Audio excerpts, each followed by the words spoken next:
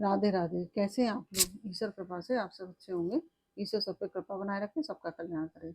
आज हम बताने जा रहे हैं श्रीमद् भागवत महापुराण के द्वादश स्कंद का यानी कि 12वें स्कंद का तीसरा अध्याय, राज युग धर्म और कलयुग के दोषों से बचने का उपाय, नाम संकीर्तन।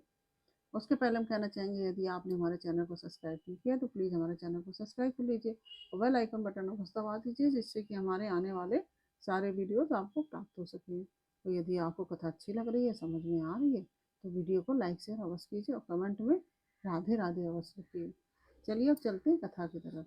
श्रीमन्नारायण नारायण हरि हरि, भजन नारायण नारायण हरी हरी, तेरी लीला सबसे प्यारी प्यारी, हरी हरी तेरी लीला सबसे न्यारी न्यारी, हरी हरी। श्रीमन्नारायण नारायण हरि हरि, भजन नारायण नारायण हरि हरि। राधे राधे। बोलो कृष्ण कन्हैया लाल की जय। श्री सुखदेव जी कहते हैं कि परीक्षित, जब पृथ्वी देखती है कि राजा लोग मुझ पर विजय प्राप्त करने के लिए उतावले हो रहे हैं, तब वह हंसने लगती है और कहती है, कितने आश्चर्य की बात है कि ये राजा लोग जो स्वयं मौत के खिलौने हैं, मुझे जीतना चाहते हैं। राजाओं से यह बात छिपी नहीं है कि वे एक ना एक दिन मर जाएंगे, फिर भी वे व्यर्थ में ही मुझे जीतने की कामना करते हैं। सचमुच इस कामना से अंधे होने के कारण ही वे पानी के बुलबुले के समान क्षणभंगुर शरीर पर विश्वास कर बैठते हैं और धोखा खाते हैं। वे सोचते हैं कि हम पहले मन के सहित अपनी पांचों इंद्रियों पर विजय प्राप्त करेंगे, अपने भीतरी शत्रुओं को वश में करेंगे, क्योंकि उन इनको जीते बिना बाहरी शत्रुओं को जीतना कठिन है। इसके बाद अपने शत्रु के मंत्रियों, अमात्यों, नागरिकों, नेताओं और समस्त सेना को भी वश में कर लेंगे। जो भी हमारे विजय मार्ग में कांटे बोएगा, उसे हम अवश्य जीत लेंगे। इस प्रकार धीरे धीरे क्रम से सारी पृथ्वी हमारे अधीन हो जाएगी और फिर तो समुद्र ही हमारे राज्य की खाई का काम करेगा। इस प्रकार वे अपने मन में अनेकों आशाएं बांध लेते हैं और उन्हें यह बात बिल्कुल नहीं सूझती कि उनके सिर पर काल सवार है। यहीं तक नहीं, जब एक द्वीप उनके वश में हो जाता है, तब वे दूसरे द्वीप पर विजय करने के लिए बड़ी शक्ति और उत्साह के साथ समुद्र यात्रा करते हैं। अपने मन को, इंद्रियों को वश में करके लोग मुक्ति प्राप्त करते हैं, परंतु ये लोग उनको वश में करके भी थोड़ा सा भूभाग भी प्राप्त करते हैं। इतने परिश्रम और आत्म संयम का यह कितना तुच्छ फल है। परीक्षित, पृथ्वी कहती है कि बड़े बड़े मनु और उनके वीर पुत्र मुझे ज्यों का त्यों छोड़कर जहाँ से आए थे वहीं खाली हाथ लौट गए, मुझे अपने साथ न ले जा सके। अब ये मूर्ख राजा मुझे युद्ध में जीतकर वश में करना चाहते हैं। जिनके चित्त में यह बात दृढ़ मूल हो गई है कि यह पृथ्वी मेरी है, इन दुष्टों के राज्य में मेरे लिए पिता पुत्र और भाई भाई भी आपस में लड़ बैठते हैं या परस्पर इस प्रकार कहते हैं कि ओ मूढ़, यह सारी पृथ्वी मेरी ही है, तेरी नहीं। इस प्रकार राजा लोग एक दूसरे से कहते सुनते हैं कि एक दूसरे से स्पर्धा करते हैं, मेरे लिए एक दूसरे को मारते हैं और सब मर मिटते हैं। पृथु, पुरुरवा, गाधी, नहुस, भरत, सहस्त्रबाहु, अर्जुन, मानधाता, सगर, बलराम, खड़वांग, धुंधुमार, रघु, तृणबिंदु, ययाति, सरयाति, शांतनु, गय, भगीरथ, कुबलयाश्व, कुकुत्स, नल, मृग, हिरण्यकश्यप, वृत्तासुर, लोकद्रोही, रावण नमुचि, संबर, भौमासुर, हरणाक्ष और तारकासुर तथा और बहुत से दैत्य एवं शक्तिशाली नरपति हो गए हैं। ये सब लोग सब कुछ समझते थे, शूर थे, सभी ने दिग्विजय में दूसरों को हरा दिया, किंतु दूसरे लोग इन्हें ना जीत सके, परंतु सबके सब मृत्यु के ग्रास बन गए। राजन, उन्होंने अपने पूरे अंतःकरण से मुझसे ममता की और समझा कि ये पृथ्वी मेरी है, परंतु विकराल काल ने उन्हें उनकी लालसा पूरी न होने दी। अब उनके बल, पौरुष और शरीर आदि का कुछ पता ही नहीं है, केवल उनकी कहानी मात्र शेष रह गई है। परीक्षित, संसार में बड़े बड़े प्रतापी और महान पुरुष हुए, वे लोकों में अपने यश का विस्तार करके यहाँ से चल बसे। मैं तुम्हें ज्ञान और वैराग्य का उपदेश करने के लिए ही उनकी कथा मैंने तुम्हें ज्ञान और वैराग्य का उपदेश करने के लिए ही उनकी कथा सुनाई है। यह सब वाणी और विलास मात्र है। इसमें परमार्थिक सत्य कुछ भी नहीं है। भगवान श्री कृष्ण का गुणानुवाद समस्त अमंगलों का नाश करने वाला है। बड़े बड़े महात्मा उसी का गान करते रहते हैं। जो भगवान श्री कृष्ण के चरणों में अनन्य प्रेममयी भक्ति की लालसा रखते हैं, उसे नित्य निरंतर भगवान के दिव्य गुणा अनुवाद का ही श्रवण करते रहना चाहिए। राजा परीक्षित ने पूछा, भगवान मुझे तो कलयुग में राशि राशि दोष ही दिखाई दे रहे हैं। उस समय लोग किस उपाय से उन दोषों का नाश करेंगे? इसके अतिरिक्त युगों का स्वरूप, उनके धर्म कल्प की स्थिति और प्रलय काल के मान एवं सर्वव्यापक सर्वशक्तिमान भगवान के काल का ही यथावत वर्णन कीजिए। श्री सुखदेव जी कहते हैं, परीक्षित, सतयुग में धर्म के 4 चरण होते हैं। सतयुग में धर्म के 4 चरण होते हैं। ये चरण है सत्य, दया, तप और दान। उस समय के लोग पूरी निष्ठा के साथ अपने अपने धर्म का पालन करते हैं। धर्म स्वयं भगवान का स्वरूप है। सतयुग में सतयुग के लोग बड़े संतोषी और दयालु होते हैं। वे सबसे मित्रता का व्यवहार करते और शांत रहते हैं। इंद्रियां और उन सबके बस में रहते हैं और सुख दुख आदि द्वंद्वों को वे समान भाव से सहन करते हैं। अधिकांश लोग तो समदर्शी और आत्माराम होते हैं और बाकी लोग स्वरूप स्थिति के लिए अभ्यास में तत्पर रहते हैं। परीक्षित, धर्म के महान अधर्म धर्म के समान अधर्म के भी 4 चरण हैं, सत्य, असत, अहिंसा, असंतोष और कलह। त्रेता युग में इनके प्रभाव से धीरे धीरे धर्म के सत्य आदि चरणों का चतुर्थ अंश क्षीण हो जाता है। राजन, उस समय वर्णों में ब्राह्मणों की प्रधानता अक्षुण्ण रहती है। लोगों में अत्यंत हिंसा और लंपटता का अभाव रहता है। सभी लोग कर्म कांड और तपस्या में निष्ठा रखते हैं और अर्थ धर्म एवं काम काम रूप त्रिवर्ग का सेवन करते हैं। अधिकांश लोग कर्म प्रतिपादन कर्म प्रतिपादक वेदों के पारदर्शी विद्वान होते हैं। द्वापर युग में हिंसा, असंतोष, झूठ और द्वेष, अधर्म के इन चरणों की वृद्धि हो जाती है और एवं इनके कारण धर्म के 4 चरण तपस्या, सत्य, दया और दान आधे आधे क्षीण हो जाते हैं। उस समय के लोग बड़े यशस्वी, कर्मकांडी और वेदों के अध्यापन में बड़े तत्पर होते हैं। लोगों के कुटुंब बड़े बड़े होते हैं। प्रायः लोग धनांग एवं सुखी होते हैं। उस समय वर्णों में क्षत्रिय और ब्राह्मण 2 वर्णों की प्रधानता रहती है। कलयुग में तो अधर्म के 4 चरण अत्यंत बढ़ जाते हैं। उनके कारण धर्म के 4 चरण क्षीण होने लगते हैं और उनका चतुर्थ अंश ही बच रहता है। अंत में तो उस चतुर्थ अंश का भी लोप हो जाता है। कलयुग में लोग लोभी, दुराचारी और कठोर हृदय होते हैं। वे झूठ मूठ एक दूसरे से वैर मोल ले लेते हैं एवं लालसा तृष्णा की तरंगों में बहते रहते हैं। उस समय के अभागे लोगों में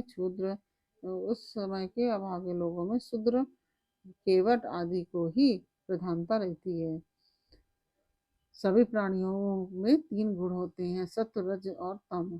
काल की प्रेरणा से समय समय पर शरीर, प्राण और मन में उनका ह्रास और विकास हुआ करता है। उनका ह्रास और विकास हुआ करता है। जिस समय मन, बुद्धि और इंद्रियां सत्व गुण में स्थित होकर अपना अपना काम करने लगती है, उस समय सतयुग समझना चाहिए। सतयुग की प्रधानता के समय मनुष्य ज्ञान और तपस्या से अधिक प्रेम करने लगता है। जिस समय मनुष्यों की प्रवृत्ति और रुचि धर्म, अर्थ और लौकिक पारलौकिक सुख भोगों की ओर होती है तथा शरीर, मन एवं इंद्रियां रजोगुण में स्थित होकर काम करने लगती हैं, बुद्धिमान परिचित समझना चाहिए कि उस समय त्रेता युग अपना काम कर रहा है। जिस समय लोभ, असंतोष, अभिमान, दंभ और मत्सर आदि दोषों का बोलबाला हो और मनुष्य बड़े उत्साह और रुचि के साथ सकाम कर्मों में लगना चाहे, उस समय द्वापर युग समझना चाहिए। अवश्य ही रजोगुण और तमोगुण की मिश्रित प्रधानता का नाम ही द्वापर युग है। जिस समय झूठ, कपट, तंद्रा, निंद्रा, हिंसा, विषाद, शोक, मोह, भय और दीनता की प्रधानता हो, उसे तमोगुण प्रधान कलयुग समझना चाहिए। जब कलयुग का राज होता है तब लोगों की दृष्टि क्षुद्र हो जाती है। अधिकांश लोग होते तो हैं अत्यंत निर्धन, परंतु खाते हैं बहुत अधिक। होते तो हैं अत्यंत निर्धन और खाते हैं बहुत अधिक। उनका भाग्य तो होता है बहुत ही मंद और चित्त में कामनाएं होती हैं बहुत बड़ी बड़ी। स्त्रियों में दुष्टता और उल्टापन की वृद्धि हो जाती है। सारे देश में, गांव गांव में लुटेरों की प्रधानता एवं प्रचुरता हो जाती है।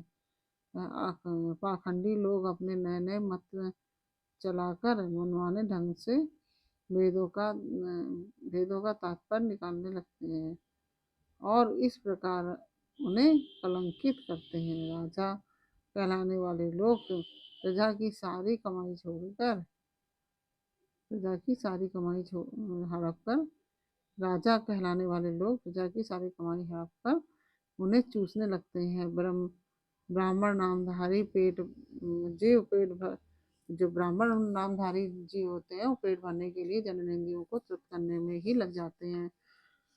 ब्रह्मचारी लोग ब्रह्मचर्य व्रत से रहित और अपवित्र रहने लगते हैं। गृहस्थ दूसरों को भिक्षा देने के बदले स्वयं भीख मांगने लगते हैं। वानप्रस्थी गांवों में बसने लगते हैं और सन्यासी धन के अत्यंत लोभी अर्थ पिशाच हो जाते हैं। स्त्रियों का आकार तो छोटा हो जाता है पर भूख बढ़ जाती है। उन्हें संतान बहुत अधिक होती हैं और वे अपनी कुल मर्यादा का उल्लंघन करके लाज हया जो उनका भूषण है छोड़ बैठती हैं। वे सदा सर्वदा कड़वी बात कहती रहती हैं और चोरी एवं तथा कपट में बड़ी निपुण हो जाती हैं। उनमें साहस भी बहुत बढ़ जाता है। व्यापारियों के हृदय अत्यंत क्षुद्र हो जाते हैं। वे कौड़ी कौड़ी से लिपटे रहते और सदाम सदाम के लिए धोखाधड़ी करने लगते हैं। और तो क्या कहें, आपत्ति काल न होने पर तथा धनी होने पर भी वे निम्न श्रेणी के व्यापारी को जिनकी सत्पुरुष निंदा करते हैं ठीक समझने और अपनाने लगते हैं। स्वामी चाहे सब श्रेष्ठ ही क्यों ना हो, जब सेवक लोग देखते हैं कि इसके पास धन दौलत नहीं रही तब उसे छोड़कर भाग जाते हैं। सेवक चाहे कितना ही पुराना क्यों ना हो, परंतु जब वह किसी विपत्ति में पड़ जाता है तो स्वामी उसे छोड़ देते हैं। और तो क्या, जब गवें बकेन हो जाती हैं दूध देना बंद कर देती हैं तब लोग उनका भी परित्याग कर देते हैं। प्रिय परीक्षित, कलयुग के मनुष्य बड़े ही लंपट हो जाते हैं। वे अपनी काम वासना को तृप्त करने के लिए ही किसी से प्रेम करते हैं वे विषय वासना के वशीभूत होकर इतने दीन हो जाते हैं कि माता पिता भाई बंधु और मित्रों को भी छोड़कर केवल अपनी साली और सालों से ही सलाह लेने लगते हैं। शूद्र तपस्वियों का वेश बनाकर अपना पेट भरते और दान लेने लगते हैं। जिन्हें धर्म का रत्ती भर भी ज्ञान नहीं है, वे ऊंचे सिंहासन पर विराजमान होकर धर्म का उपदेश करने लगते हैं। प्रिय परीक्षित, कलयुग की प्रजा सूखा पड़ने के कारण अत्यंत भयभीत और आतुर हो जाती है। एक तो दुर्भिक्ष और दूसरे शासकों की कर वृद्धि। प्रजा के शरीर में केवल अस्थि पंजर और मन में केवल उद्वेग शेष रह जाता है। प्राण रक्षा के लिए रोटी का टुकड़ा मिलना भी कठिन हो जाता है। कलयुग में प्रजा शरीर ढकने के लिए वस्त्र और पेट की ज्वाला शांत करने के लिए रोटी पीने के लिए शरीर पेट की ज्वाला शांत करने के लिए रोटी, पीने के लिए पानी और सोने के लिए दो हाथ जमीन से भी वंचित हो जाती है। उसे दाम्पत्य जीवन, स्नान और आभूषण पहनने तक की सुविधा नहीं रहती। लोगों की आकृति, प्रकृति और चेष्टाएं पिशाचों की सी हो जाती हैं। कलयुग में लोग अधिक धन की तो बात ही क्या, कुछ कौड़ियों के लिए आपस में बैर भाव करने लगते हैं और बहुत दिनों के सद्भाव तथा मित्रता को तिलांजलि दे देते हैं। इतना ही नहीं, वे दमड़ी दमड़ी के लिए अपने सगे संबंधियों तक की हत्या कर बैठते हैं और अपने प्रिय प्राणों से भी हाथ धो बैठते हैं। परीक्षित, कलयुग के क्षुद्र प्राणी केवल काम वासना की पूर्ति और पेट भरने के धुन में ही लगे रहते हैं। पुत्र अपने बूढ़े माँ बाप की भी रक्षा पालन पोषण नहीं करते, उनकी उपेक्षा कर देते हैं और पिता अपने निपुण से निपुण सब कामों में योग पुत्रों की भी परवाह नहीं करते हैं, उन्हें अलग कर देते हैं। परीक्षित, भगवान श्री भगवान ने ही चराचर जगत के परम पिता और परम पुरुष हैं। श्री भगवान ही चराचर जगत के परम पिता और परम पुरुष परम गुरु हैं। इंद्र ब्रह्मा आदि त्रिलोकाधिपति और उनके चरण कमलों में अपना सिर झुकाकर सर्वस्व समर्पण करते रहते हैं। उनका ऐश्वर्य अनंत है और वे एक रस अपने स्वरूप में स्थित है। परंतु कलयुग में लोगों में इतनी मूढ़ता फैल जाती है कि पाखंडियों के कारण लोगों का चित्त इतना भटक जाता है कि प्रायः लोग अपने कर्म और भावनाओं के द्वारा भगवान की पूजा में भी विमुख हो जाते हैं। प्रायः लोग अपने कर्म और भावनाओं के द्वारा भगवान की पूजा से भी विमुख हो जाते हैं। मनुष्य मरने के समय आतुरता की स्थिति में अथवा गिरते या फिसलते समय विवश होकर भी यदि भगवान के किसी एक नाम का उच्चारण कर ले तो उसके सारे कर्म बंधन छिन्न भिन्न हो जाते हैं और उसे उत्तम से उत्तम गति प्राप्त होती है। परंतु हाय रे, कलयुग से प्रभावित होकर लोग उन भगवान की आराधना से भी विमुख हो जाते हैं। इस प्रकार और परीक्षित, कलयुग में अनेकों दोष हैं। कुल वस्तुएं दूषित हो जाती हैं, स्थानों में भी दोष की प्रधानता हो जाती है। सब दोषों का मूल स्रोत तो अंतःकरण है ही, परंतु जब पुरुषोत्तम भगवान हृदय में आज विराजते हैं तब उनकी सन्निधि मात्र से ही सब के सब दोष नष्ट हो जाते हैं। भगवान के रूप, गुण, लीला, धाम और नाम के श्रवण, कीर्तन, ध्यान, पूजन और आदर से वे मनुष्य के हृदय में आकर विराजमान हो जाते हैं और एक दो जन्म के पापों की तो बात ही क्या है। हजारों जन्मों के पाप के ढेर भी क्षण भर में भस्म कर देते हैं। जैसे सोने के साथ संयुक्त होकर अग्नि उसके धातु संबंधी मलिनता आदि दोषों को नष्ट कर देती है, वैसे ही साधकों के हृदय में स्थित साधकों के हृदय में स्थित होकर भगवान विष्णु उनके अशुभ संस्कारों को सदा के लिए मिटा देते हैं। परीक्षित, विद्या, तपस्या, प्राणायाम, समस्त प्राणियों के प्रति मित्र भाव, तीर्थ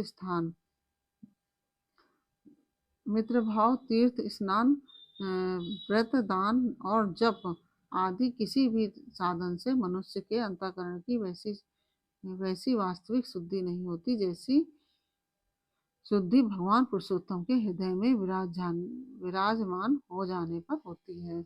परीक्षित, अब तुम्हारी मृत्यु का समय निकट आ गया है। अब सावधान हो जाओ, पूरी शक्ति से और अंतःकरण की सारी वृत्तियों से भगवान श्री कृष्ण को अपने हृदय सिंहासन पर बिठा लो। ऐसा करने से अवश्य ही तुम्हें परम गति की प्राप्ति होगी। जो लोग मृत्यु के निकट पहुंच रहे हैं उन्हें सब प्रकार के परम ऐश्वर्यशाली भगवान का ही ध्यान करना चाहिए। और प्यारे परीक्षित, सबके परम आश्रय और सर्वात्मा भगवान अपना ध्यान भगवान अपना ध्यान करने वाले को भगवान अपना ध्यान करने वाले को अपने स्वरूप में ही लीन कर लेते हैं और उसे अपना स्वरूप बना लेते हैं। परीक्षित, यूँ तो कलयुग दोषों का खजाना है, परंतु इसमें एक बहुत बड़ा गुण है। वह गुण यही है कि कलयुग में केवल भगवान श्री कृष्ण संकीर्तन करने मात्र से ही सारी आसक्तियां छूट जाती हैं और परमात्मा की प्राप्ति हो जाती है। सतयुग में भगवान का ध्यान करने से, त्रेता में बड़े बड़े यज्ञों के द्वारा उनकी आराधना करने से और द्वापर में विधि पूर्वक उनकी पूजा करने से करने से सेवा पूजा सेवा करने से जो फल मिलता है वह कलयुग में केवल भगवान नाम का कीर्तन करने से ही प्राप्त हो जाता है। इस प्रकार से यह तीसरा अध्याय पूर्ण हुआ। यह अध्याय आपको कैसा लगा यह हमें कमेंट बॉक्स में अवश्य बताइए। अच्छा लगा हो तो वीडियो को लाइक शेयर कीजिए, कमेंट में राधे राधे अवश्य लिखिए। फिर मिलते हैं आपसे अगले अध्याय के साथ, अगले अध्याय के साथ अगले वीडियो में। तब तक के लिए राधे राधे।